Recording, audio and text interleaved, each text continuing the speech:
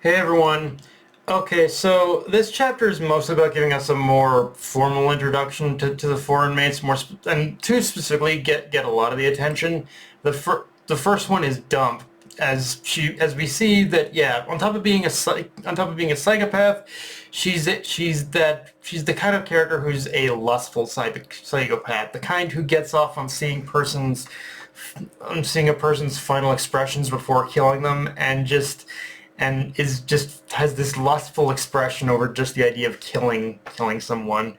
Then you got a part who you can tell everything about, where for him he can apparently tell everything about a person by dissecting them, but is also a very emotionally neurotic person with a little bit of a death the kid symmetry complex. As when he sees a missing manga volume on one of his Target shelves, he goes out and buys the missing volume and places it on the shelf, like just so that they don't have that missing volume, even though the person he just killed is dead. Like it's kind of one of those like hilariously dark moments where like, motherfucker, you just killed the guy. What worth is his manga collection now? Like, damn.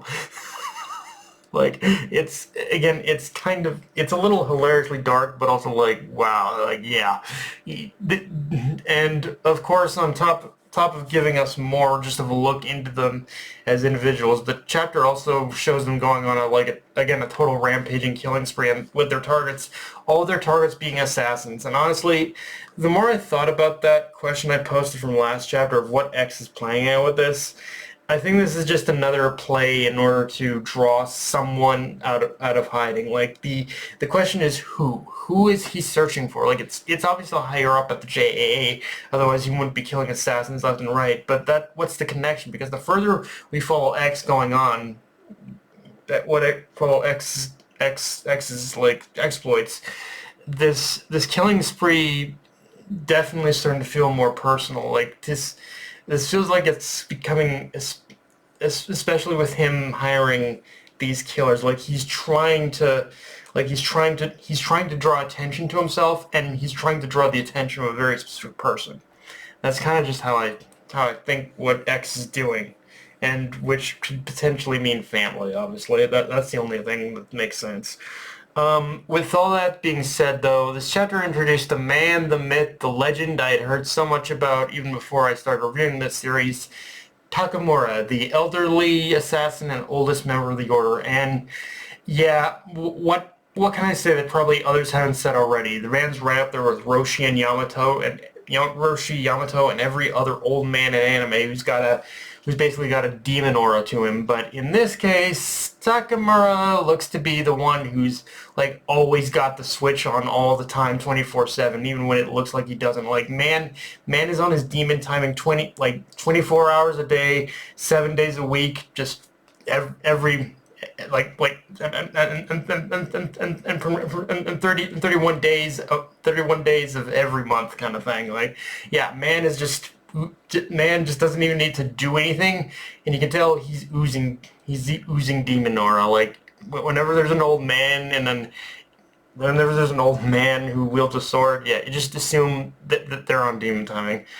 Now, in saying that, with the past couple of chapters, I have been trying to think about where Core 1 is going to end off. And honestly, I think after reading this chapter, if anything, I feel Core 1 of the anime will probably end on this chapter, because not only does this chapter provide the perfect and most evil cliffhanger to get us pumped going into Core 2, but on top of giving us the perfect on top of that, it also gives us the perfect introduction to Takamura. Like, if I was to put money on where Core 1 would leave off, it would probably be this chapter. Like, it just kind of feels like the perfect way in order to go with it. I don't know. Maybe I'm wrong. Maybe I'll be proven wrong. But right now, I am betting on chapter 38. This chapter being the one where Core 1 of the anime ends off.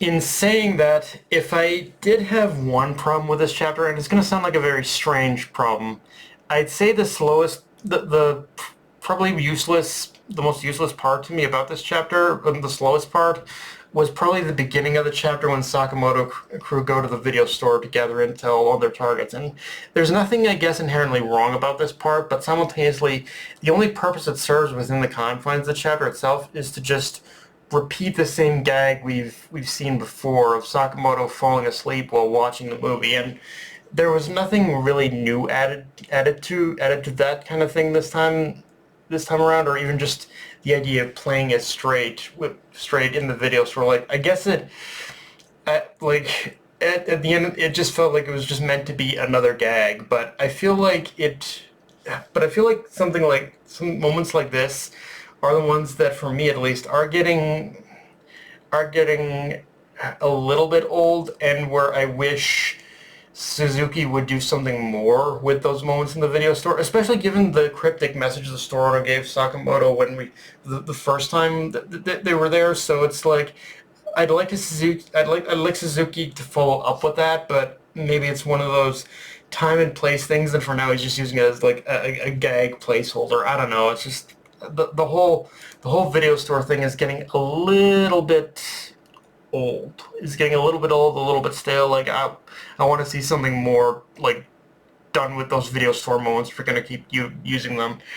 But yeah, guys, that's pretty much all I got for this review. If you enjoyed the video, like, comment, subscribe. Follow me on Blue Sky, Analyst Crunchyroll.